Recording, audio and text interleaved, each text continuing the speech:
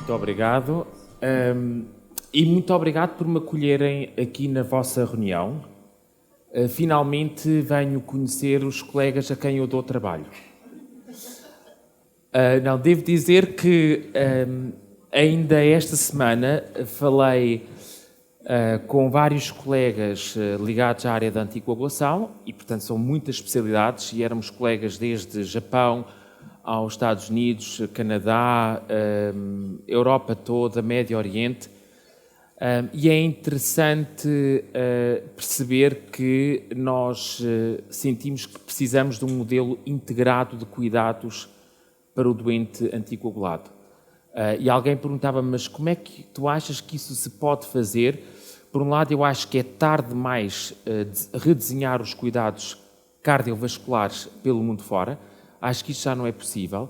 Mas, efetivamente, eu, se fosse doente, não gostaria nada de ter que agora andar na consulta deste, depois na consulta daquele e aquele exame, etc., e andar a saltitar. Preferia que todos estivessem à minha frente e que me vissem de uma forma integrada.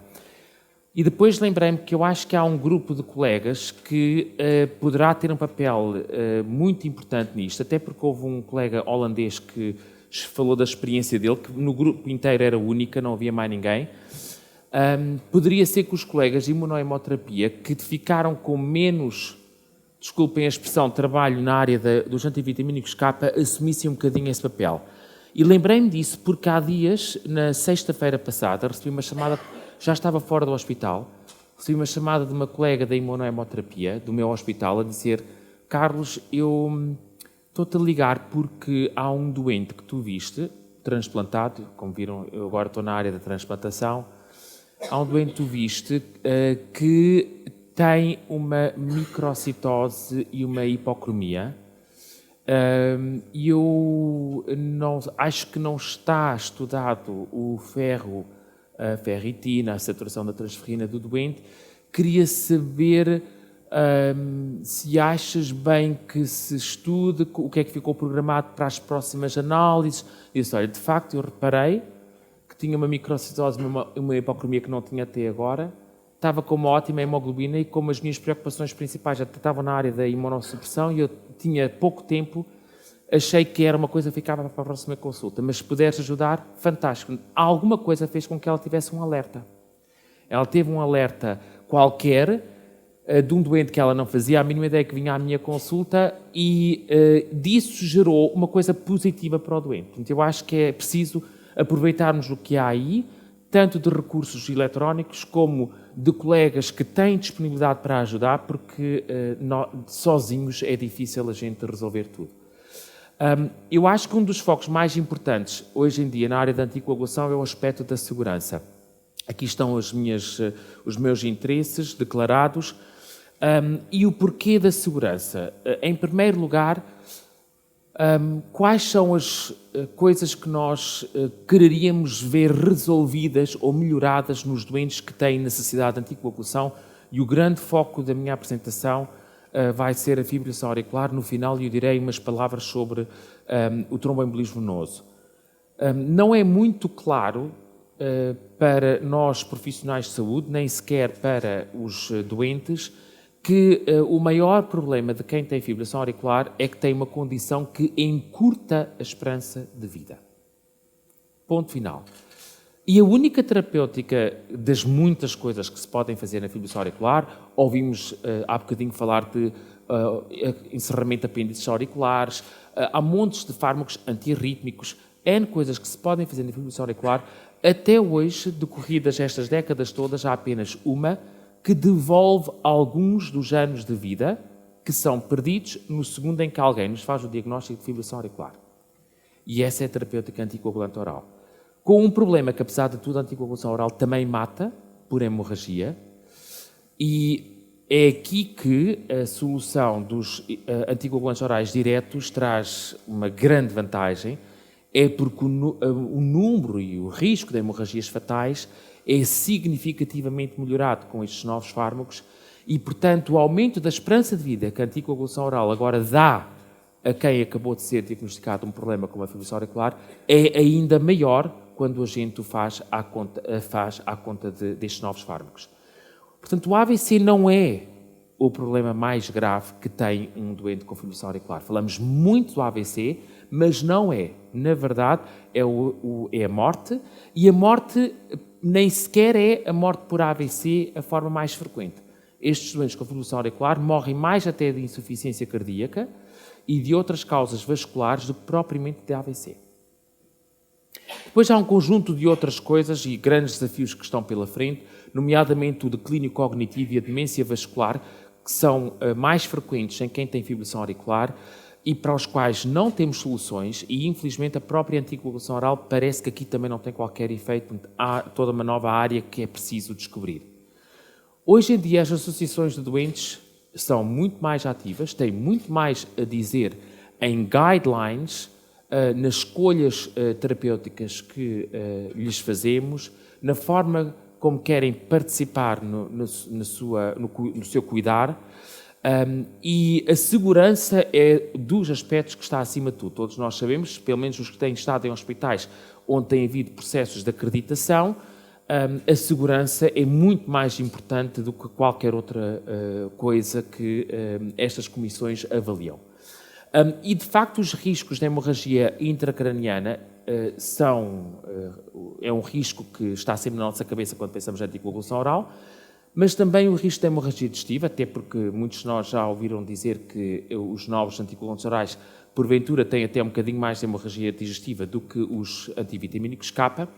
Vale a pena recordar que a população com fibrilação auricular, sem ninguém tocar nela, portanto, deixada como a natureza criou, já tem um aumento do risco de hemorragia. Pelo conjunto de características que são especiais de quem tem fibrilação auricular, sem se mexer em nada, sem se acrescentar nem antiagregação, nem anticoagulação, já há um risco aumentado de hemorragia digestiva. E, portanto, este aspecto tem a ver até com a própria patologia em si. Depois, estes doentes têm imensas comorbilidades, mostrando mais uma vez que sozinhos ninguém consegue gerir bem o doente e os seus riscos com fibrilação auricular. A anemia está presente em mais de 40% dos doentes com fibrilação auricular, mais de 40%. A anemia é um reconhecido fator de risco para complicações hemorrágicas e, portanto, a anemia há de ser também, seguramente, no mundo real, um fator que muitas vezes serve de bloqueio à prescrição inicial de um fármaco anticoagulante oral. E é aqui que eu acho que um cuidado integrado, em que a gente participasse e colaborasse mais com colegas que lidam com a anemia, com o seu tratamento e com as complicações da anticoagulação, terá muito mais vantagem, porque se a gente souber que há alguém que nos vai ajudar nisto, sentimos mais seguros para avançar. Um dos graves problemas da fibrilação auricular e tratada com antivitamínicos K é o risco de hemorragia intracraniana, porque os antivitamínicos K interferem com um dos mecanismos especiais que o cérebro tem para proteger-se contra a hemorragia intracraniana. Um desses mecanismos que o cérebro tem em especial, e o cérebro tem vários mecanismos para o proteger de forma particular do risco de hemorragia intracraniana, é ter muita quantidade de fator tissular, pronto para se desencadear a coagulação, a hemostase, mal haja uma solução de continuidade endotelial. Portanto, há imensa riqueza de fator tissular.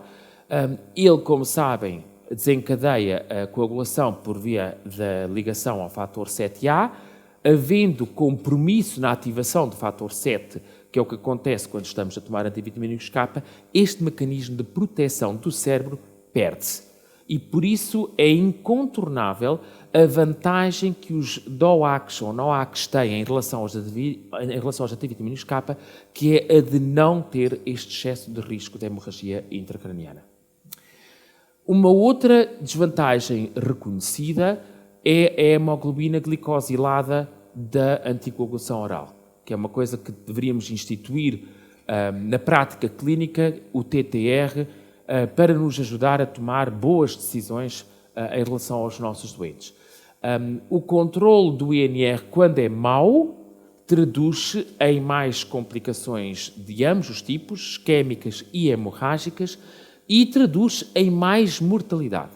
De tal forma que o recuperar de anos de vida, quando se começa a anticoagulação com o antivitamínico K num doente com fibrilação auricular, pode ser totalmente anulado se o INR anda demasiado mal controlado. Há estudos que mostram isto. Portanto, este aspecto é realmente crucial. A qualidade do controle tem que ser bastante boa. Senão, toda a vantagem que a gente tem de redução da mortalidade está desaparecida, é anulada. Portanto, as recomendações hoje em dia assentam na área da fibrilação auricular, numa preferência pelos novos fármacos, mas no caso de a gente manter, evidentemente nos doentes elegíveis para novos fármacos, no caso de a gente manter o doente sobre um antivitamínico K, porque ele já vem fazendo um antivitamínico K, quando a gente o conhece pela primeira vez, pelo menos certificarmos e monitorizarmos o nível de qualidade da anticoagulação. Bom, nos próximos slides eu queria falar-vos um pouco em concreto do mais jovem dos 4 novos anticoagulantes que estão disponíveis para utilização em Portugal e em vários outros países. O edoxaban teve uma particularidade, que foi as doses testadas nos ensaios clínicos de fase 3, portanto, aqueles que olham para eventos clínicos que podem ser fatais, foram doses determinadas não por modelos computacionais de farmacocinética e farmacodinâmica, mas por estudos olhando para complicações hemorrágicas. Acreditou-se nessa altura que seria a melhor forma de se depois encontrar para a prática clínica uma posologia de edoxabano que realmente minimizasse o risco de hemorragias e, portanto, maximizasse a grande vantagem que os NOACs têm em relação aos antivitamínicos K e que é este aspecto da segurança, porque em termos de eficácia eles são muito, muito parecidos. E foi assim que se chegou à conclusão, desculpem para quem não vê, porque isto está em letras pequeninas, que o edoxabano 30 mg ou 60 mg uma vez ao dia era melhor do que estar a ser dado em 2 doses diárias e se encontrou estas doses que seriam as doses ideais para minimizar o risco hemorrágico. Outros aspectos distintivos no estudo do edoxabano, que como foi o 4º a ser estudado, aproveitou as lições que foram aprendidas com os outros 3 e foi ajustando melhor o caminho da sua investigação. Este é o maior ensaio na área da fibrilação auricular, foi também o mais caro, foi à volta de 4 vezes o preço que custou os outros ensaios clínicos com os outros NOACs na fibrilação auricular.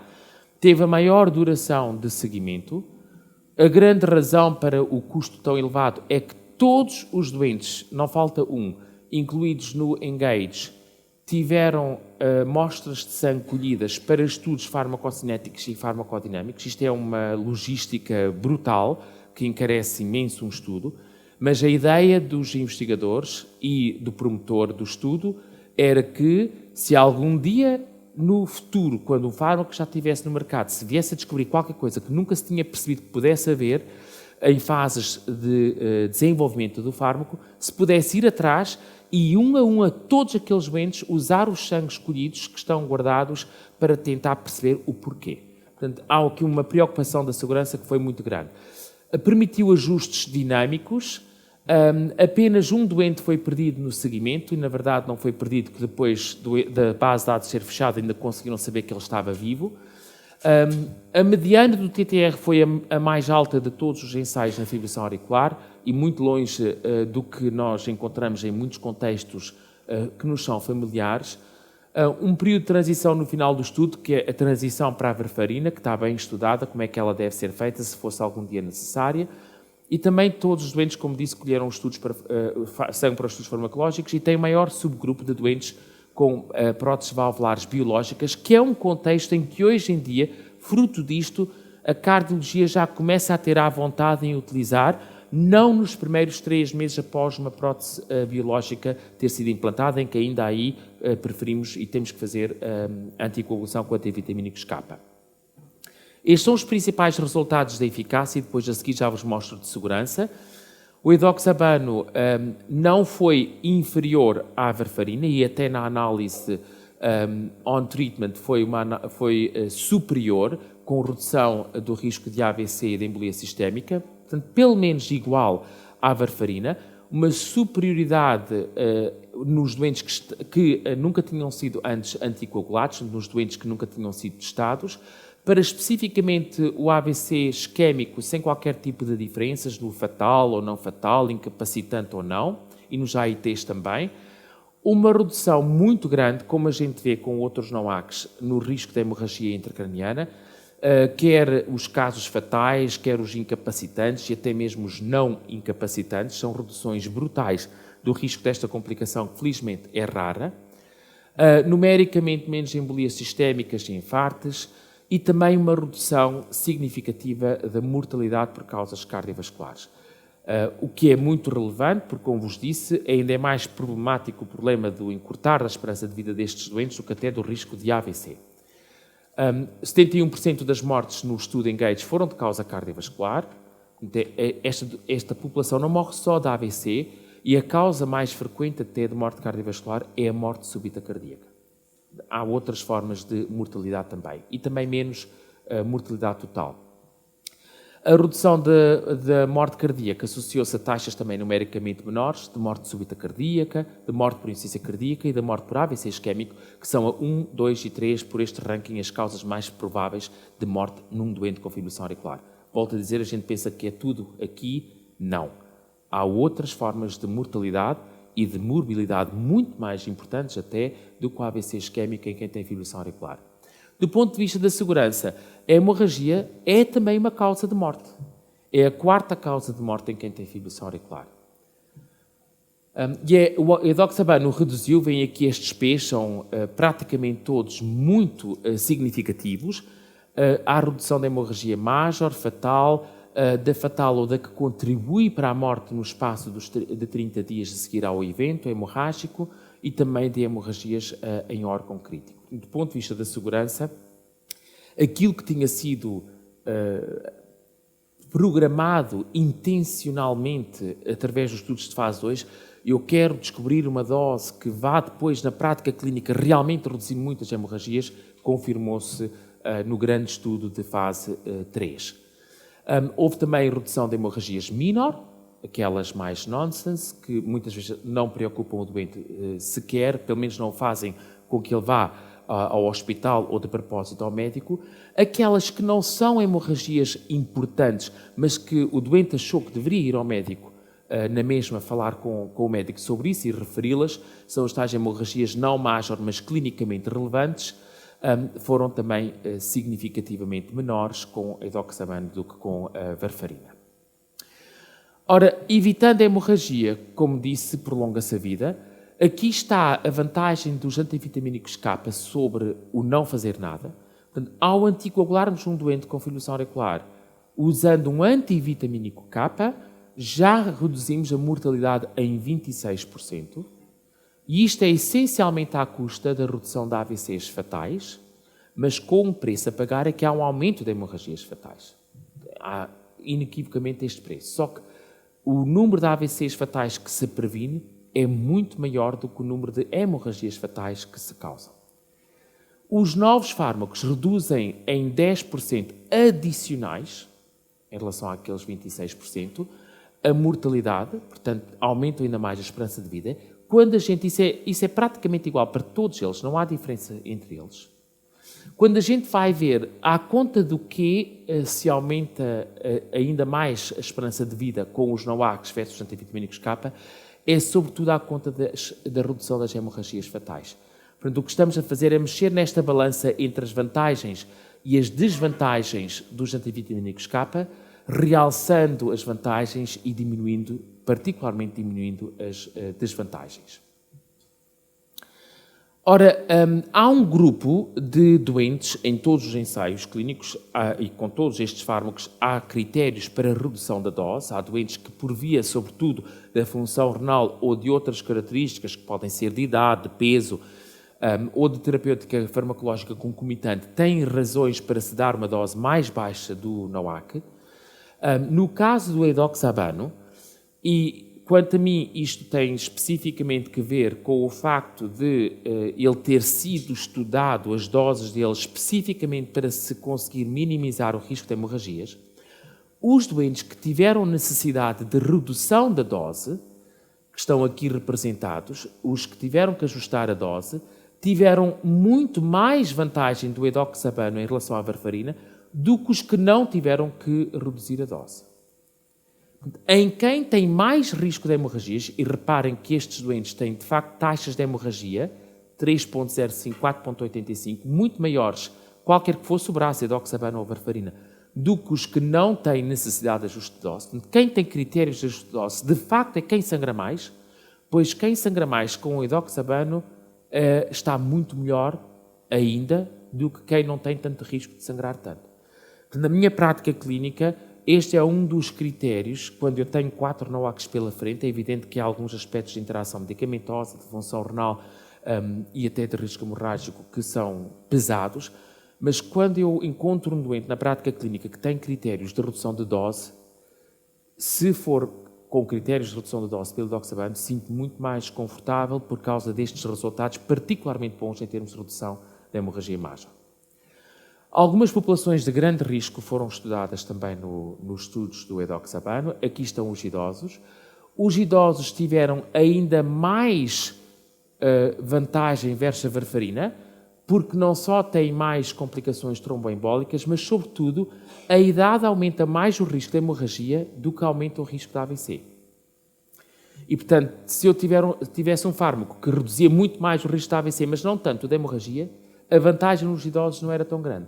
Mas com um fármaco que mantém a vantagem na redução do AVC e reduz muito mais a hemorragia, sendo a hemorragia muito mais frequente com a idade avançada do que o AVC, então eu tenho mais vantagem. Portanto, a população de indivíduos com mais de 75 anos de idade, que são largos milhares no estudo Engage, e até há uma quantidade grande de indivíduos com mais de 80 anos de idade, são mais de 3.500, esta população é ideal para um fármaco deste género.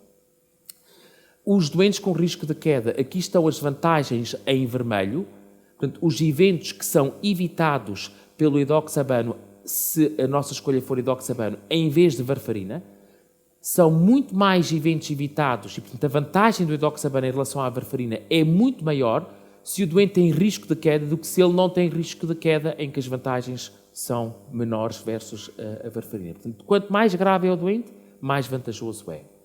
Também a insuficiência renal é uma população em que as taxas de hemorragias são maiores e as reduções também parecem, numericamente, pelo menos, ainda ser maiores. E há outras populações diversas, populações que tomavam concomitantemente antiplaquetários. Infelizmente, há alguns doentes que têm que fazer terapêutica, pelo menos durante algum período, têm que fazer terapêutica antiagregante concomitante com a anticoagulação. Esse grupo também tem mais risco de complicações hemorrágicas e também beneficia mais de estar com edoxabano versus estar com a varfarina. No tromboembolismo venoso, concretamente na trombose venosa profunda proximal e também na embolia pulmonar, agudos, hoje em dia os novos fármacos também são o novo paradigma, facilitaram muito o tratamento. Aqui estão os resultados do estudo OCUSAI-VTE, que é o estudo em TEV agudo do edoxabano, mostrando a não inferioridade em relação à recorrência de tromboembolismo venoso, depois de um evento destes, e a superioridade em relação à redução de complicações hemorrágicas major ou de complicações hemorrágicas que, não sendo major, foram clinicamente relevantes, pelo menos levaram o doente a um médico ou um serviço de urgência. No subgrupo especial de indivíduos que têm um TEV e têm um cancro ativo ou ainda está num período muito recente após o diagnóstico de um cancro, dentro dos primeiros 2 anos, em que as heparinas de baixo peso molecular são claramente os fármacos que estão recomendados hoje em dia. Fez-se o estudo de edoxabano, foi publicado este ano.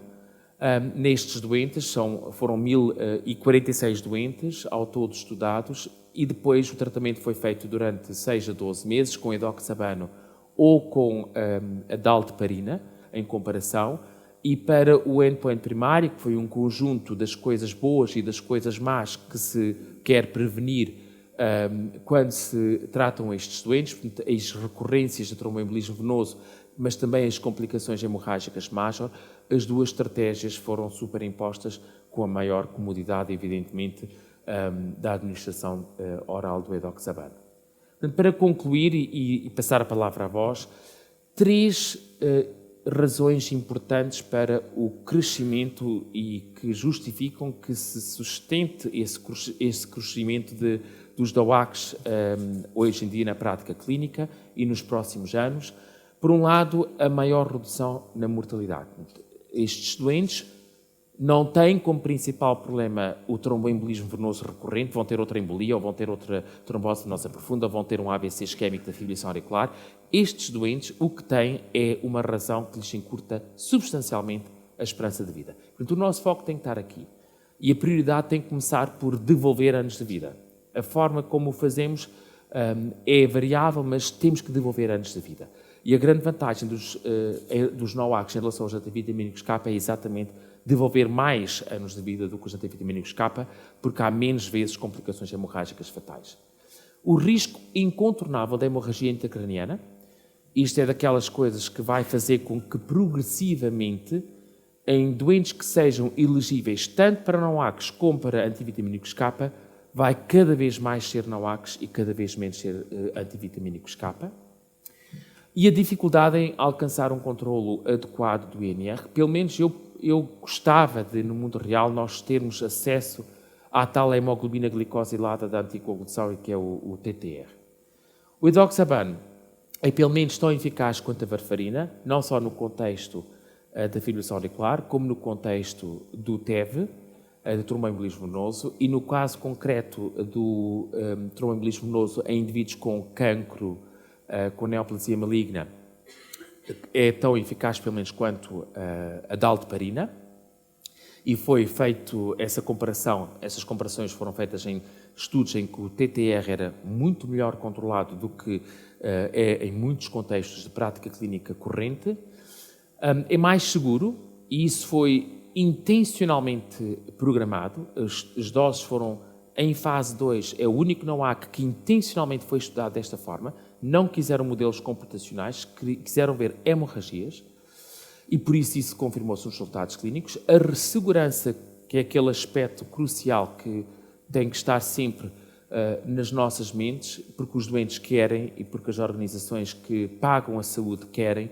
a segurança reforçada em populações de risco, não é que não exista nas populações que não têm aquelas características de risco, as vantagens estão lá, mas se há sítio onde elas são exacerbadas é exatamente nas populações de risco, e mais prolongamento do tempo de vida, que é uma razão que mesmo com os doentes eu falo muitas vezes disto, porque ainda agora saí da consulta e doentes que estão mal, tiveram patologia mal, quer dizer, mal estejam um bocadinho melhores, começam logo a querer reduzir medicamentos e parar medicamentos. Mas não posso deixar de fazer o 2, não posso reduzir outra vez só para 1 ao dia. Põem imensas coisas, argumentos, vontades. Se a gente lhes explicar que o que eles andam a tomar são medicamentos que lhes vão devolver tempo de vida, que eles já não têm, a partir do momento em que tiveram aquele diagnóstico, começam a olhar de uma maneira diferente. E mesmo nós, médicos, deixamos de ser tão inertes e deixar a coisa andar, e na próxima consulta vamos ver se as coisas estão melhores e talvez aí eu comece a fazer qualquer coisa diferente. Muito obrigado pela vossa atenção.